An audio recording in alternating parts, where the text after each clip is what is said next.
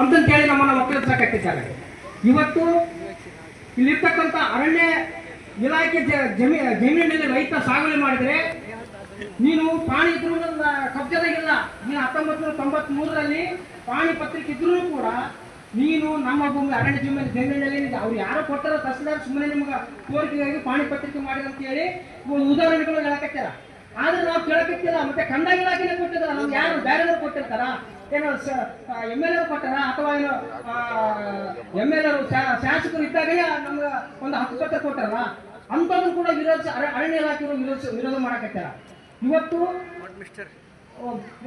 ಸಾಗುವಳಿ ಜಮೀನಿನಲ್ಲಿ ಸರ್ಕಾರ 1996-97ರಲ್ಲಿ ಸರ್ಕಾರ ಜಮೀನಿನ ಇದ್ದಂಥದ್ದನ್ನ ನೀವು ಅರಣ್ಯ ಇಲಾಖೆ ಬೆಳೆಸಿ ಅಂತ ಕೊಟ್ಟಿದ್ರು. ನಿಮ್ಗೆ ಅರಣ್ಯ ಇಲಾಖೆ ಗಿಡಗಳನ್ನು ಬೆಳೆಸಿ ಅಂತ ಹೇಳಿದ್ರು. ಎಲ್ಲಿ ನೀವು ಅರಣ್ಯ ಗಿಡಗಳನ್ನು ಬೆಳೆಸಿರಿ? ನೀವು ಪರಿಸರನ ಎಲ್ಲಿ ಬೆಳೆಸಿರಿ? ಸ್ವಲ್ಪ ನೀವು ನಮಗೆ ತೋರಿಸ್ಬೇಕು. ಇಲ್ಲಿರ್ತಕ್ಕಂಥ ಅರಣ್ಯ ಇಲಾಖೆಗೆ ಬಂದಂಥ ದುಡ್ಡನ್ನ 100 ಕೋಟಿ ಇದೆ. ಆ 100 ಕೋಟಿನ ಫಸ್ಟ್ ಭ್ರಷ್ಟಾಧಿಕಾರಿಗಳನ್ನು ಅರಣ್ಯ ಇಲಾಖೆಗಳು.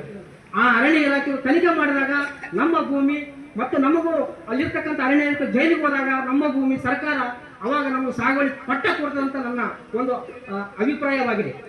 ಇವತ್ತು ಇಲ್ಲಿರ್ತಕ್ಕಂಥ ನಾವು ಸುಮಾರು 3 ತಲೆಮಾರಿನಿಂದ ಬಂದರೂ ಕೂಡ ನಾವು ಇದೇ ಮನೆ ಪತ್ರ ಆಗ್ಬಿಡೋದು ದೀರ್ಘವಾಗಿ ನಾವು ಹೋರಾಟಕ್ಕೆ ಮುನ್ನುಗ್ಗಬೇಕಾಗಿದೆ. ಪ್ರಾಣ ತ್ಯಾಗಕ್ಕೂ ನಾವು ಸಿದ್ಧರಾಗಿ ಹೋರಾಟ ಮಾಡಬೇಕಾಗ್ತದ. ನಾವು ಈಗ ನಮ್ಮ ತಾತ ಇದ್ದ, ತಂದೆ ಇದ್ದ, ಇದು ನಾವು ಕೂಡ ಜೀವನ ಇದರಲ್ಲೇ ಮುಳುವಾಗಿ ಹೋಗಕ್ಕಿದ. ನಮ್ಮ ಮಕ್ಕಳು ಕೂಡ ಅವರು ಸಾಗುವಳಿ ಮಾಡ್ತಿರೋ ಎಲ್ಲ ಗೊತ್ತಿಲ್ಲ. ಆದ್ರೆ ಅವ್ರಿಗೆ ದಾರಿ ಮಾಡಿಕೊಡ್ಬೇಕಂದ್ರೆ ನಾವೆಲ್ಲರೂ ಒಗ್ಗಟ್ಟಾಗಿ ನಮ್ಮ ಪ್ರಾಣ ಕೊಟ್ಟಾದ್ರೂ ನಮ್ಮ ಭೂಮಿ ಪಡೆಯೋದಕ್ಕೆ ಮುಂದಾಗಬೇಕಂತೇಳಿ ನಾನು ಇವತ್ತು ಹೇಳಕ್ಕೆ